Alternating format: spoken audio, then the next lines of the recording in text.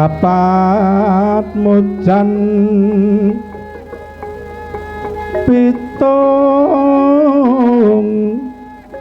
harum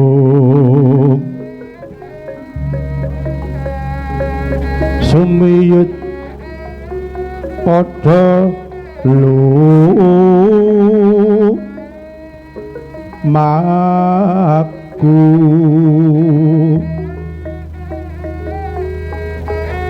detekan jangkitan miangilu-ilu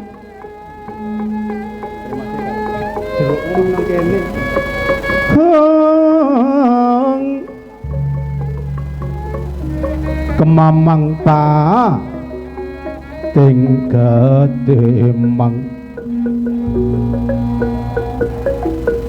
cicir nyoma dulur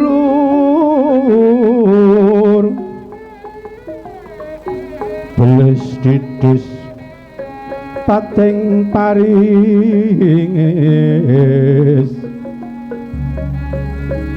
ana setan ngadang dalan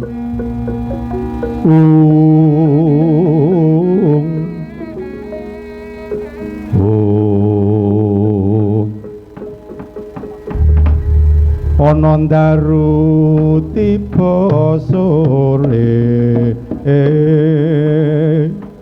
ana dewa anglang jagat nyangking bokor kancanane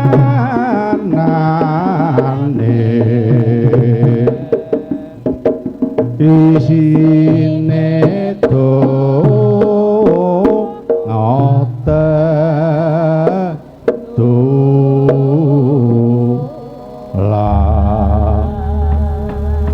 wau to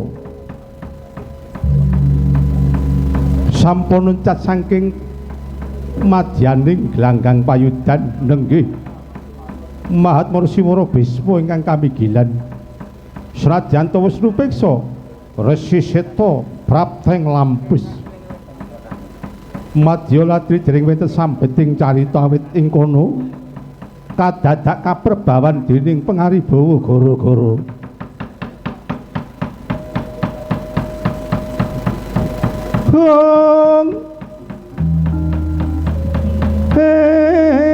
ka bumi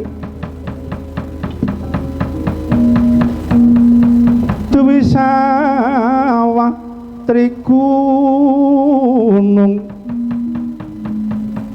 catura samudra panca taru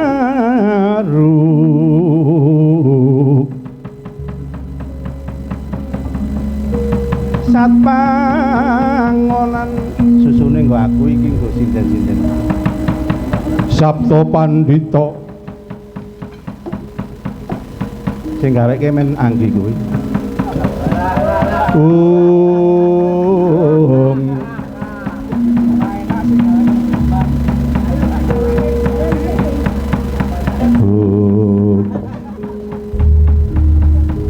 pratandhaning gara-gara mungkin ayo ngurmati wijiling repat Punakawan ingkang samyana dak ketri darem ing ngarsa sung tuladha ing madya mangun karsa tutwuri handayani seping prameh kawi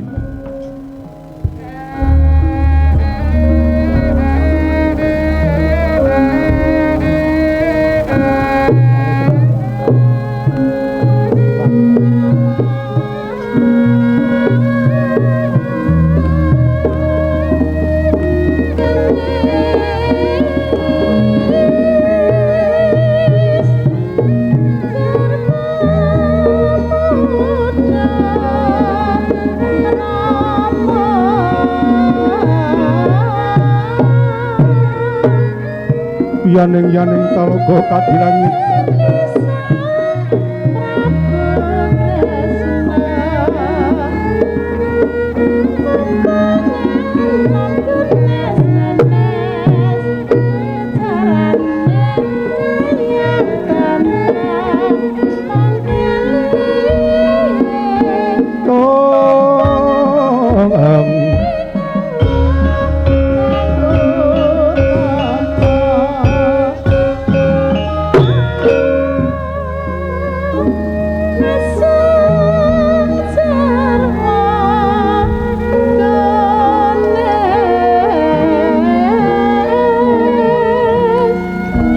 Raden Prayitna semuriris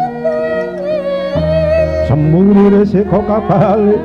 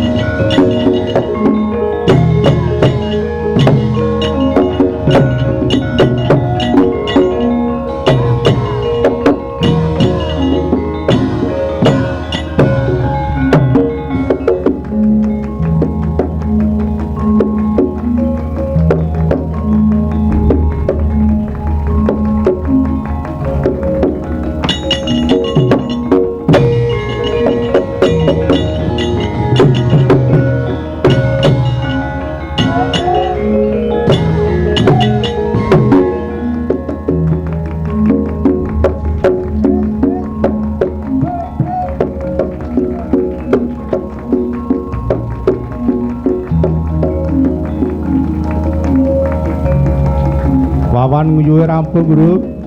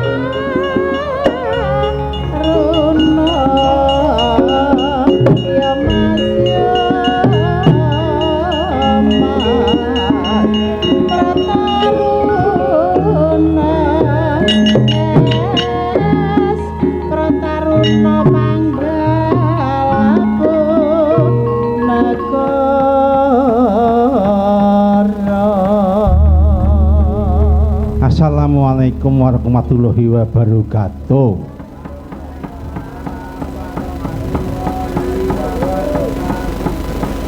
Wah, Jan, kayeng ya, Truk. Ya kayeng wae. Kayeng ya, Gong. Kaya ngapa aku le gobias ora leren-leren. Kudune udan ki nek adem aku isih sungu aku. Kaya ora wis apik kok ngono. Kowe wis bakat peplamu kok ngono kuwi wis lumayan lho. Ing atase pengendange supangat lho. Wane kuwi kedepane sesuk wis guarapane dadi wiyaga sak panggung iki iso gulung koming. Kok untang-antengke gongwan. Iya siap. Aku ki anggere ora do diweden-wedeni ngono. Jane aku ya percaya diri. Nek anggere karang aku ki nek nang gunung lho, Reng. Aku ki nek ngendang ki iso ngaplak ning sing marake gelo. Asindene tua-tua. Noleh kana paini. Rono sithik hari radi kemaya. Aku yo iketku tak guwang. Ora perkara kuwi, Gong, ning sing baku apa-apa ki dikulinakake.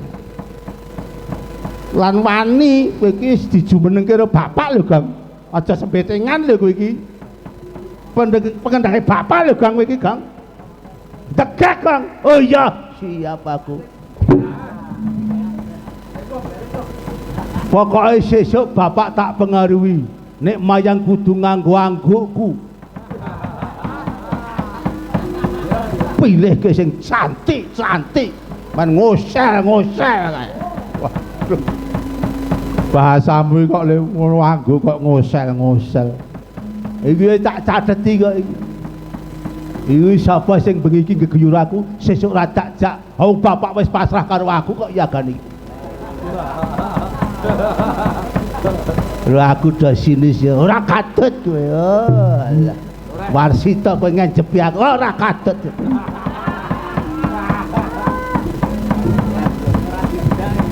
Gunari jeglong ke aku pas gon kabar mau. Iya kowe Gun.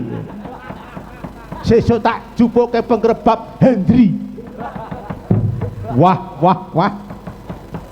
Lah yo kowe kok ngagi dadi pengendang pisan kok yo ngosak asik rombongan. Ora pokoke aku. Tetep sewengi iki tak nggo praktek pokoke. Aku wis ra wedi sapa-sapa. Aku kini nang gunung kono ki aku lagi rawuh ngono. Monggo Mas Bagong monggo. Sampun mangke kula bendetik kendangipun saepa. Kula betake. Pun pisan dahar rumiyin mawon. Lah kuwi nang kono didahar-daharke lho. Tangger nang kene iki lho. Gang kowe kok menyang bengi nganti kaya piyaga pinter. Biyen dak aku sing ngedram, pengedram kok menyang bengi. Saiki wis ra ono wong ngono. Sinden-sinden ki do curi pandang. Sesore mau ketoke do antuk-antuk nang nggih mak kedip ngono ki ya. Klirik lek mak blak blang. Tenan kok. Sesuk aku arep usul bapak, Pak, sindene mantanku kabeh wae Pak sesuk. Tumpuk ngopi. Wes pokoke tak kumpulke sing yangku biyen jejer nang kene iki. Ben do gelut. Kowe iki lelek, Gong. Ingkang jenenge ngetutke bapak ki jane ora angel, Gong. Gampang. Anggere blang iki cetha wis rampung perkarane. Lah iya iki wingi bar latihan iki. Sewengi jan tekan 6 esuk aku ora iso turu meremeli aku. Aku ditelepon karo bapak ora tak angkat kok. Aku lagi sengkel. Aku ya aku imutikeun marah kaya aku lho bapak ngirimi ngono. Sebentar Pak, tak pikirkan dulu Pak. Aja trigis. Aku le WA ya ngono ku. Ya tak pikir. Aku nek ngendangi bapak. Aku engko sak kendangan iso nggo dandani mobilku trontrong.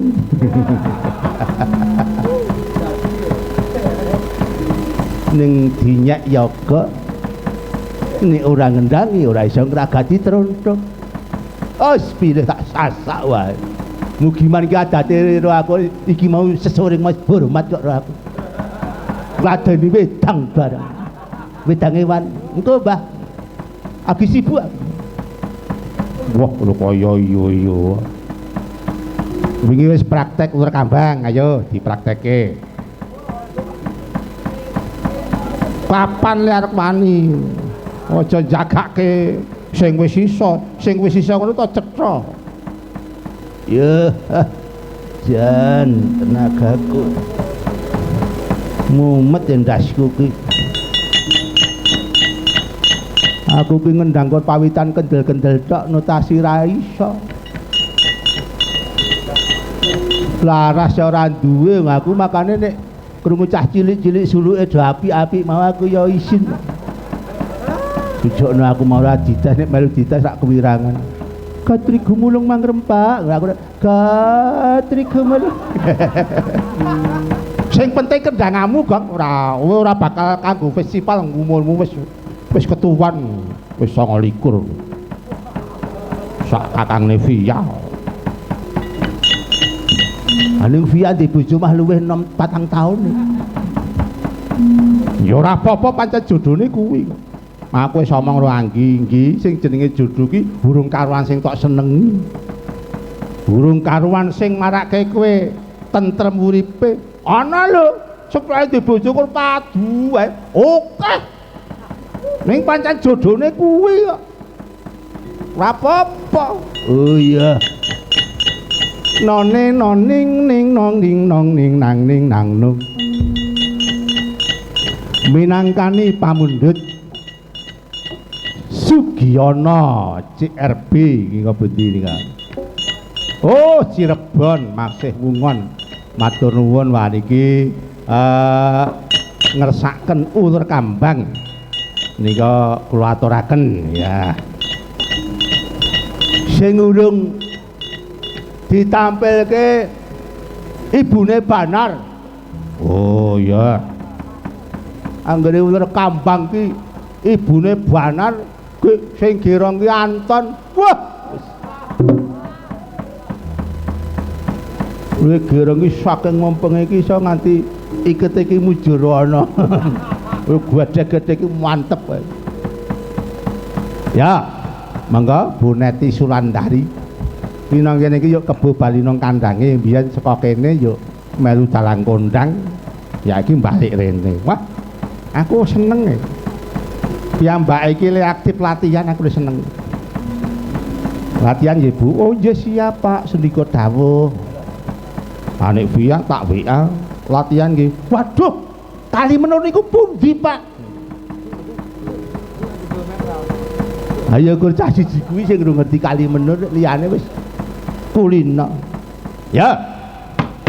Nyuwun ngapunten sakderenge nggih. Niki kelembe klerek-klerek. Oh, itu wajib disyukuri. Laris ta? Udanan. Oh.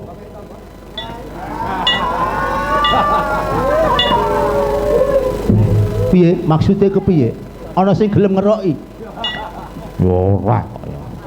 Mboten butuh kerokan niki. Nggih. Isih kalingan karo Andre barang kaya, Bu ya. Tasih. Andrea, jajare kalingan ora? Sinten? Jajare Andrea kalingan. Sing pundi nggih jajare kathah nika. Ayo kae tak mengkula iki mesti ora sing kenal. Nika meng Wawan. Oh, Wawan ngono jelas Wawan ku ora tau diitung. Ning aja tok cacat kayak kesayangane bapak ngono lah. Repot urusane. Ya. Saji seswa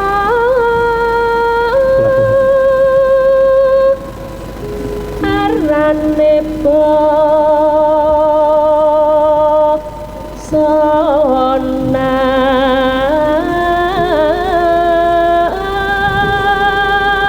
ketok nek diudan-udan karo Yudi.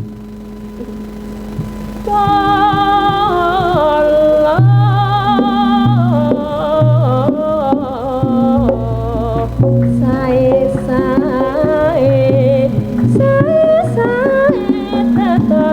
sugeng midhangetaken Mas Sugiyono Cirebon. Royong nyambut gawe karo kancane. Yo yo yo yo yo. Nadyan lamungnya mungtan ukara. Kinclong kinclong kuwayane.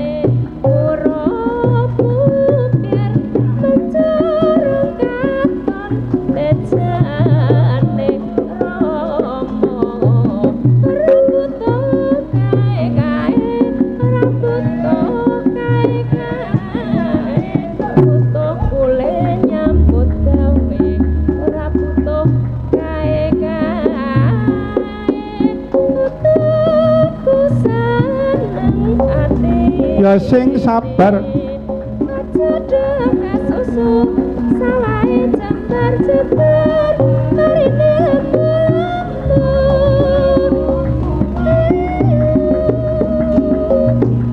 ya ya ya mane mane mane man ya yo ya yo yo ya ya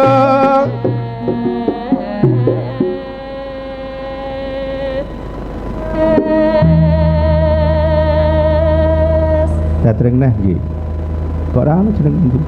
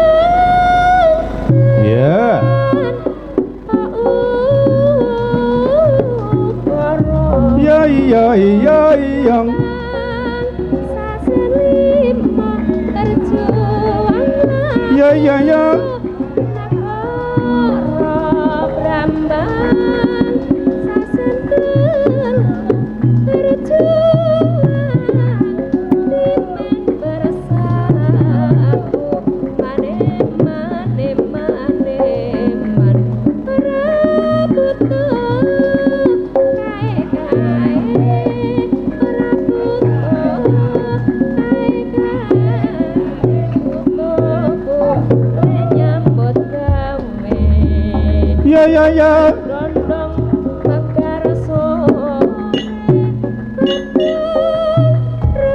Rayang sak teruse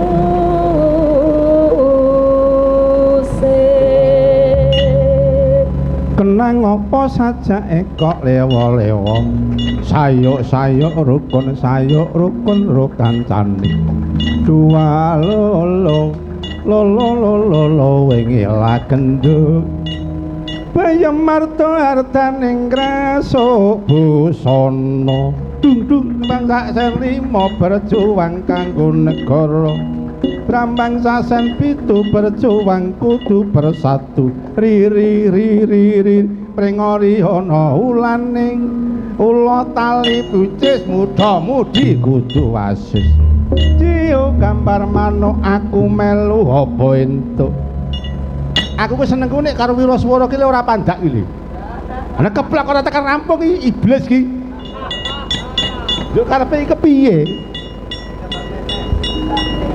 ora ditoleh ora yo iya gak ditoleh ayo wis manjane kepati-pati aku sing tak senengi anggere ayam trentem sawah tentrem wong semene iki sing nyambung Mbah Sumi wis ngerti rasa nek ora ku yo biyen sadiem biyen wis semene ayam tentrem kaya gali-gali ayo ceket iki rada wigati di jumbuhke amarga pancen yo iki bintang tamu yo 15 menit langgam napa kok paring mangke terus 3:04 selesai langgamipun menapa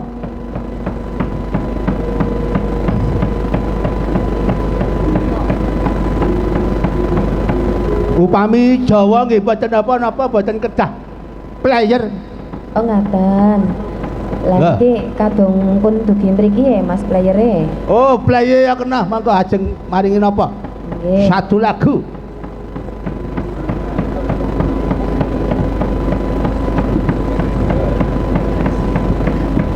Niki kersane nyambut damel sedaya nggih. Nggih. Mas Petro. Nggih pripun? Nggih. Napa niki rembugane? Ajeng duel mawon. Oh, duet. Nggih. Nggih. Ayo nyambut damel kabeh lho. Nggih. Ayo.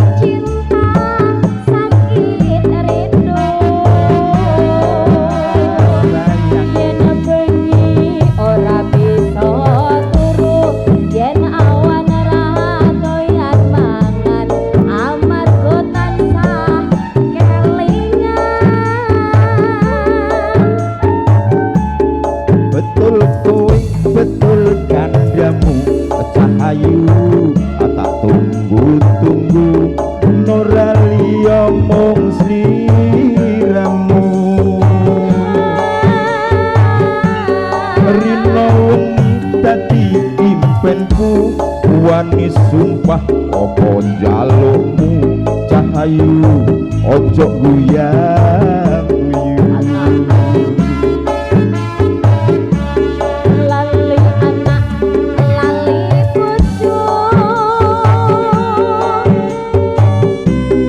lali waya lali betong etong etong adang kentong kentang kentong rasane wong lagi gandrung pilih bacot apa pilih murung yen burung atak trimo gantung nang wit apa nang wit malaria apa malarindu sedina rasane sawindu ning awak marake kuru numpak karep lakune ngulon wong sabar mesti kelakon wong sabar mesti kelakon waduh bapak waduh biung anakmu kaya wong gemblung kapan dikoparing pitulung Depan. Sehat untuk keluarga. iwak cutut mlebu ning karung kebacut Sukardi Yogyakarta. kadung Asalnya ke bukan sawah Angelo ya. ke kampung entek-entekan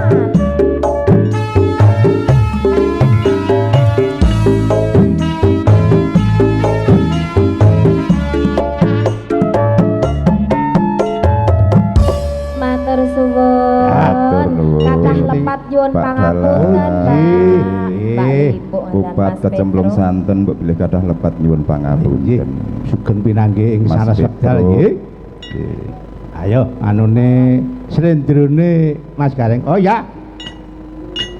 Riris arda palawana ting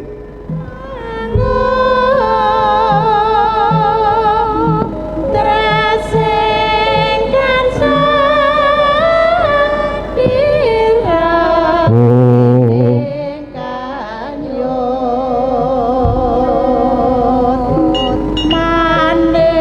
kempul gathuk oh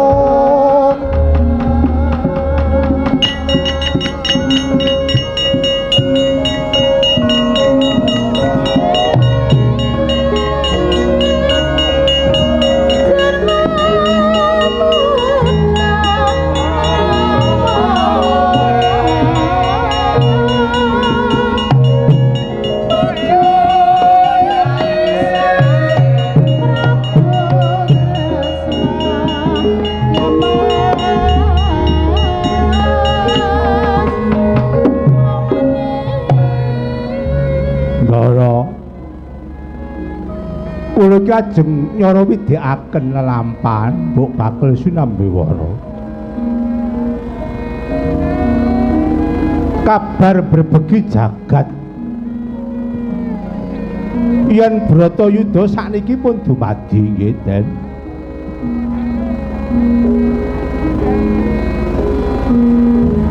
Lajeng sampun wonten bebanten Ndara kula utara Wirasangka Seta. Menapa leres, Den? Iya Kiai, kabar iku yeka sanyata. Wah, kula tak matur sithik.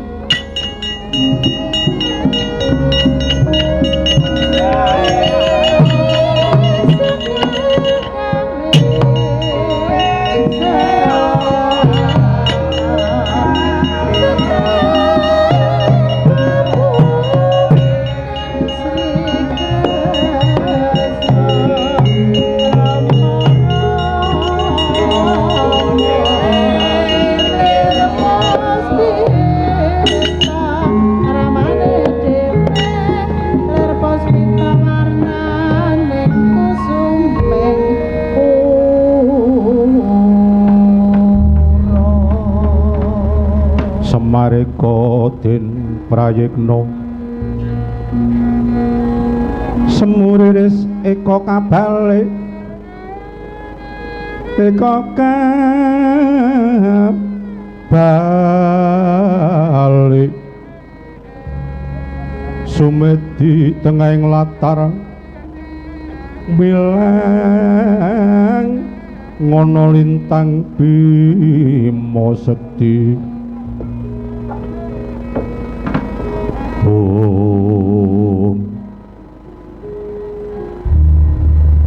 Triwagatra tundha yen piti apa lau benda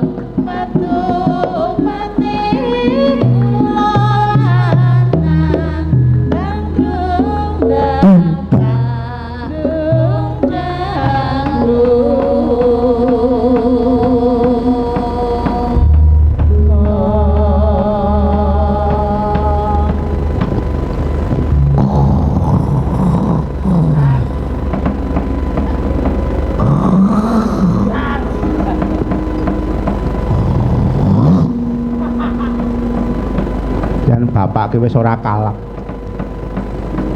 Wong tuwa iku kudune dihormati, iki wigati, iki bab penting. Kok ngantuke sing ditonjolke.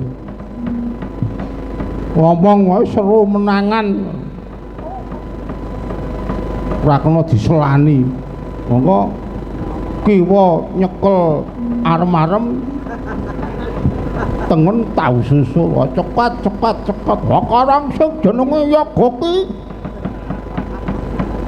Walah Pak. Seprono seprene kok ora owah-owah. Aduh, turu to Bapak. Duh. Bapak ki streaming ya turu. Aja meneh kok sewengi ngene iki angkur wayangan 2 jame turu. Pak. Tangi Pak. Pak. Tangi. Apa wis galong kok?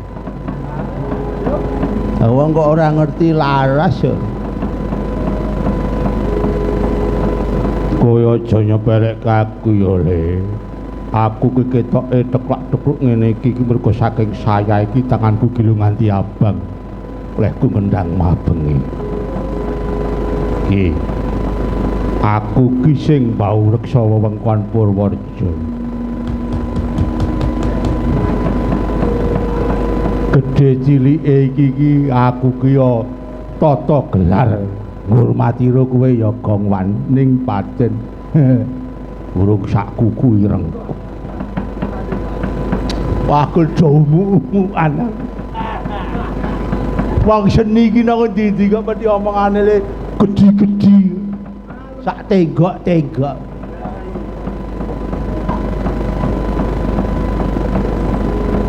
Rangel iki biyen ya diragati buder kerja.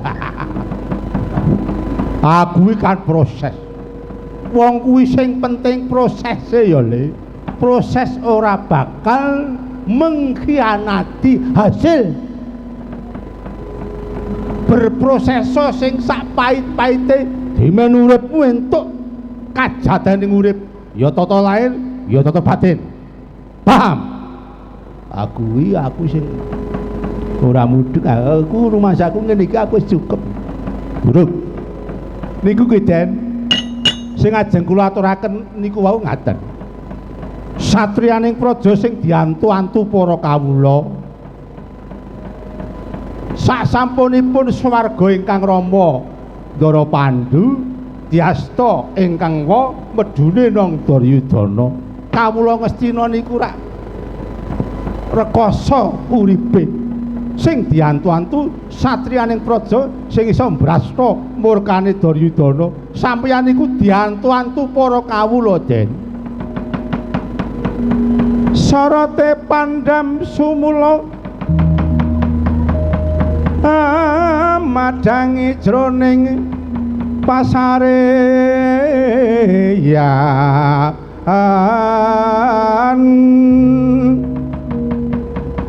surem sarate tanpa dang sarate tanpa dang sang dia manehan kung sumungkam kuling ong ong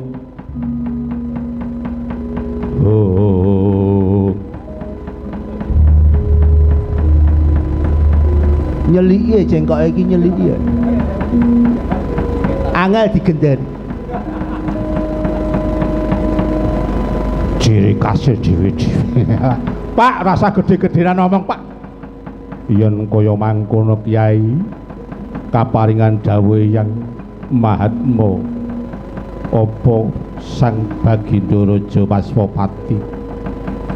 Kyai supaya anuntun ngayomi para satriya anggone nindakke kewajiban agung Brastwangkara Murka. Oh, lah nek ngeten pun enggak tindak Den kula derekke kula tutke tutpuri handayani isane kaya kula mung ngoten iki kula ngawasi kekedebian. Ayo Kyai putramu kinanti melu ya Petruk. Nggih Pak, ae cetha niki wis okah praye Pak. Ayo tetep kudu melu. Jane awak kula wis sengkleh ket winginane ora leren-leren mongko iki sesuk tekan omah biar jam 10 kudu latihan ngendangi festival. Bengi mangke ngendangi latihan festival ngene Aris. Jam 3 esuk ngendangi festival sing Girimulya. Wes ora leren, Pak. As muga-muga larisa le. Larisa. Bapak iki ndilar sida masake aku kok ora dibagei. Wingi kebacut entek 2 kilo. Sesuk le. Wektu Kang Wirunggan tak kanthi nderekke Ndara. Ndara tindak kula nderekke Ndara. Mangga Ndara.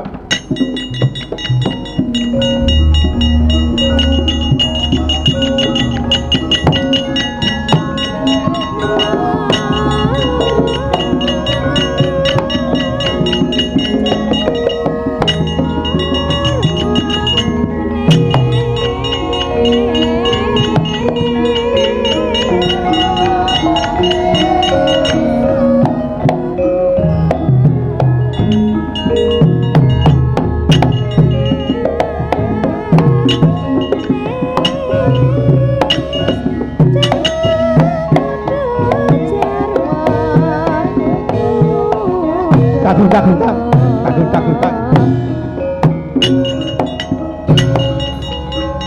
Ketang rayang lor ilir ilor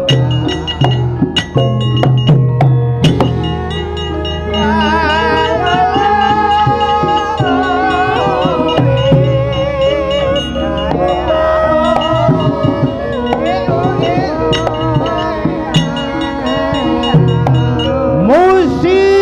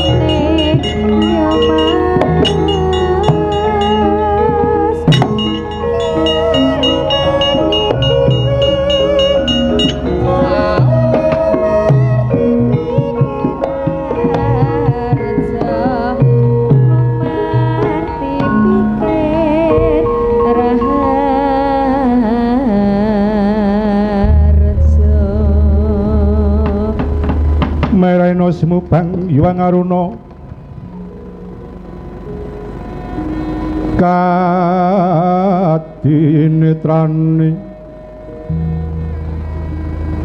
kadinetraning uga rapuh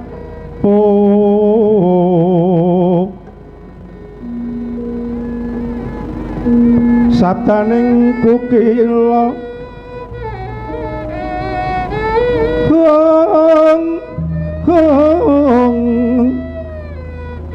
ring kanigara sageter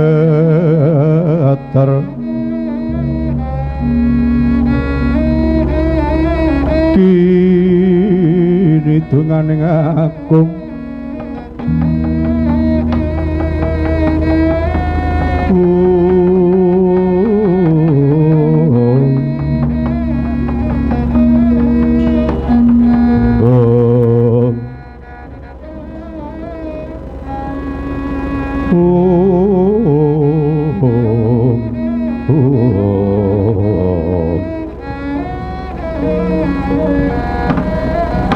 Arjuna wis bisa nganti Kyai Semar nuwun inggih Hyang lan sampun sayogya badhe ambiyantu tumapak ing Baratayuda majenging para senopati. Kyai Semar sampun sagah. Kyai ingsun mundhut pambiyantune Kyai supaya ngrigenake para putu-putuku Pandhawa bisa lebda ing karya nindakake kewajibaning bebrayan mbrasta angkara murka. Kyai, kula nderek ala kula manut hanyang kuyung Dong dong dololing dolilung dolilung. Kula mung kantun jumurung sedya. Lah niki sedaya sampun kempal wonten ing pakuwon Randu Watangan. Lanjut mangke dos pundi badhe dapukan senopati malih. Kresna pawartaning paperangan kepiye Kresna? Kresna sinayeng manggelung mangruk mining cakranira kang kumitir aneng asta mangelingono tiwikramanira sagunung pitung gunung. Oh, aduh, boten kedugi yang ingkang wayah munjuk atur, nanging parikedah kula aturaken lelampahan ingkang kajatosipun. Kepiye Kresna? Kowe aja bebeda rasane wong tuwa. Sing bener aturna bener, kajaten ingkang dumadi kepiye? Nuwun sewu Eyang, matur ketiwasan ingkang peputra tetiganipun seda wonten ing paprangan. Waduh anakku.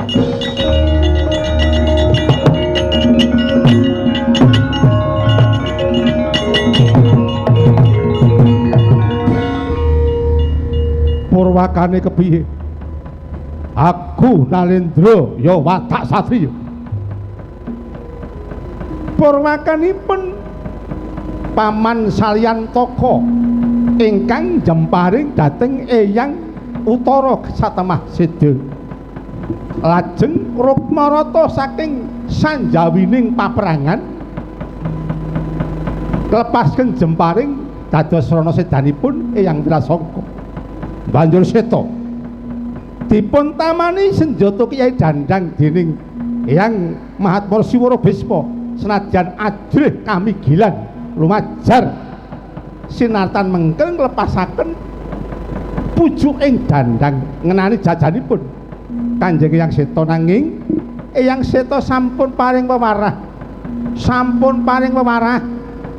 ngandikanipun mekaten, Kresna lan putu-putuku kabeh, aku mati ragaku obongen wur-wurna ning senjata dibya sing bakal kanggo maju ning paperangan. Aku tetep ngewangi perang putu-putuku. Ngatene ya. Wah, anak anungane kita swarga langgeng tinemu Seta Bathara Wirasangka.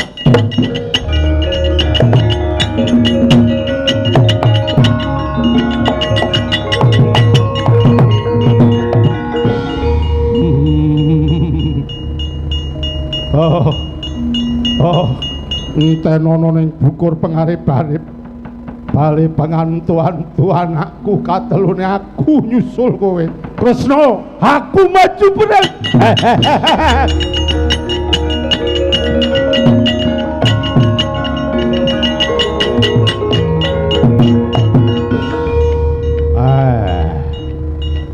Sinuwun Mbah Baginda Raja Masmapati. Kula wong kere, kula wong pidak penjaraan sing boten ngerti tata krama, kepareng kula tak duwa panjenengan ampun nganti majeng wonten ing peperangan. Putra Wayandika kathah ingkang saged pinarcaya nandingi dhateng kurdanipun Sang Mahatma Siwara Bisma. Lenggah sing prayogi den.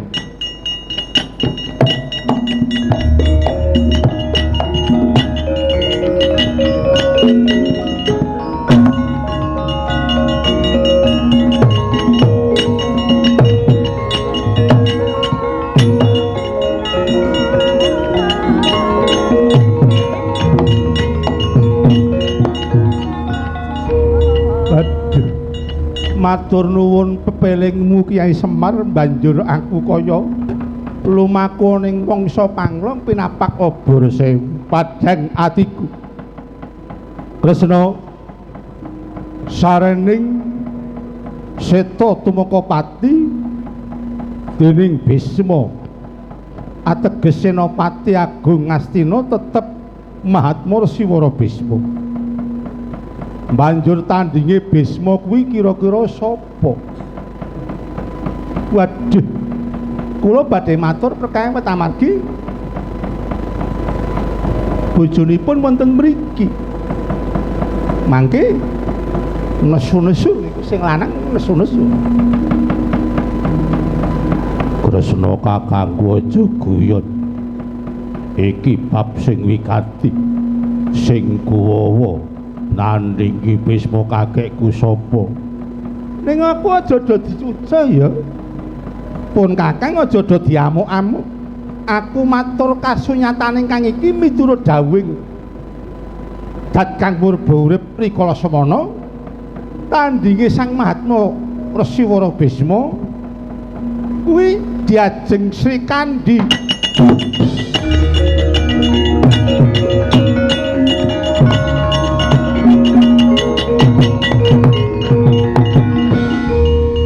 Aduh Koko Prabu kula mawon ingkang majeng. Ampun Dik Sri.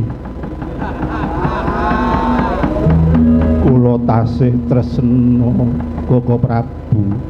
Kaya nyakon padu wae. Padu nika kan permulaan. Nanging estunipun kula sanget tresna kaliyan Dyajeng Wara Sikandi. Mila sanesipun Sikandi kemawon. Lah menurut kowe sapa? Nggih malah prayogi Bagong kemawon ki men pejang. Angko golek pekendang meneh. Aja guyon. Jlamprong. Iki rembugan tenan. Kresna kakangku kuwi sing nyeklet Jitapsara.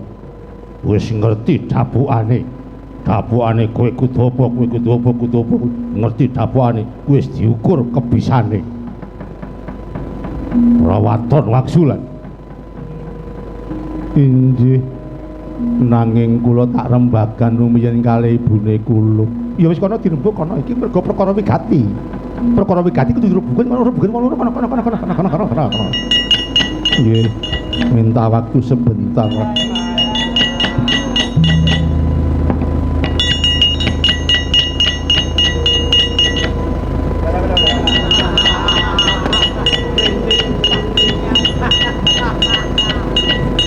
Kowe wani po karo Eyang Bisma. Menika kewajiban lho pangeran. Kula kedah jumeneng Senopati nggih kula sagah ijir kula menika nadyan wanita nanging watahipun watak satriya. Ning kowe sing tresna karo aku kan. Inggih katresnan boten wonten kandhing janingipun kalian paperangan. Mila